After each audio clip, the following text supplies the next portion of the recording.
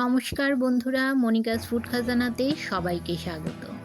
আজ তৈরি করব বাঙালির একটি জনপ্রিয় রেসিপি লাউ চিংড়ি। লাউ চিংড়ি কম বেশি সবাই বানাতে জানেন, তবে আমি কি করে লাউ চিংড়ি বানাই সেটাই আপনাদের সঙ্গে শেয়ার করব। আশা করি আজকের রেসিপি সবার ভালো লাগবে। লাউ চিংড়ি বানাতে আমি নিয়েছি একটা মিডিয়াম সাইজের লাউ, ওজনে 500 গ্রাম। লাউটাকে একদম ছোট ছোট করে কুচিয়ে কেটে ধুয়ে নিয়েছি। লাউ এভাবে কুচিয়ে রান্না করলে তাড়াতাড়ি সেদ্ধ হয়ে যায়। আর নিয়েছি 100 গ্রাম চিংড়ি মাছ। চিংড়ি মাছগুলো কেটে ধুয়ে নিয়েছি। এখন গ্যাসের চুলায় কড়াই বসিয়ে তাতে দিয়ে দিলাম 2 টেবিল চামচ পরিমাণ সরিষার তেল। তেল গরম হলে দিয়ে দিলাম চিংড়ি মাছগুলো। সামান্য হলুদ ও নুন দিয়ে চিংড়ি মাছগুলো ভেজে নেব।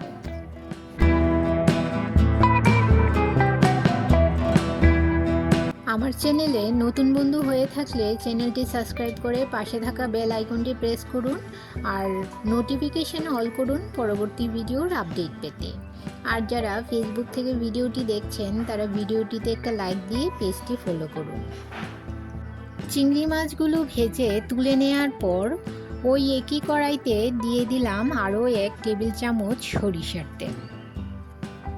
তেল গরম হলে ফোড়নে দিয়ে দিলাম একটা তেজপাতা, 2টো শুকনো লঙ্কা ও 1 চামচের 3 ভাগের 1 ভাগ গোটা জিরে।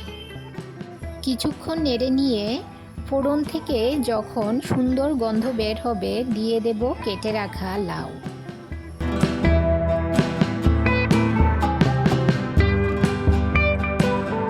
লাউ দিয়ে 2-3 বার উল্টে পাল্টে নিয়ে দিয়ে দেব স্বাদ মতো নুন ও 1 চামচ আদা বাটা।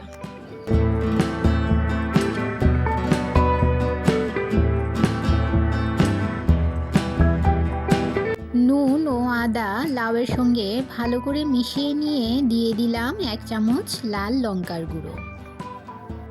আর দিয়ে দিলাম 1 চামচ হলুদ গুঁড়ো ও 1 চামচ ধনে গুঁড়ো। সমস্ত মশলা লাউয়ের সঙ্গে মিশিয়ে নেব ও ঢাকা দিয়ে রান্না করে নেব 7 থেকে 8 মিনিট।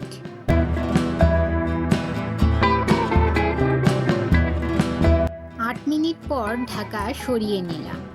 লাউ থেকে অনেকটা জল বের হয়ে গেছে ও লাউ একেবারে সুসিদ্ধ হয়ে গেছে।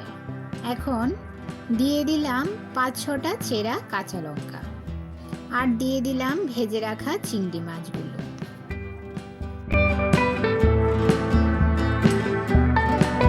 চিংড়ি মাছগুলো লাউয়ের সঙ্গে মিশিয়ে নেব আর দিয়ে দেব 1 চামচ চিনি। চিনি দিলে খেতে মিষ্টি মিষ্টি লাগে, বেশ ভালোই লাগে। আপনারা চাইলে চিনি নাও দিতে পারেন। চিনিটাকে লাউয়ের সঙ্গে মিশিয়ে নিয়ে ঢাকা দিয়ে আরও 5 মিনিট রান্না করে নেব। 5 মিনিট পর ঢাকা সরিয়ে নিলাম। লাউ প্রায় রান্না হয়ে গেছে।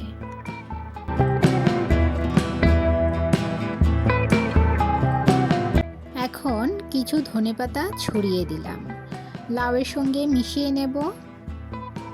এভাবে লাউ চিংড়ি তৈরি করুন, গরম ভাত অথবা রুটির সঙ্গে পরিবেশন করুন। এখন গ্যাসের ফ্লেম বন্ধ করে দিলাম। লাউ চিংড়ি রেডি।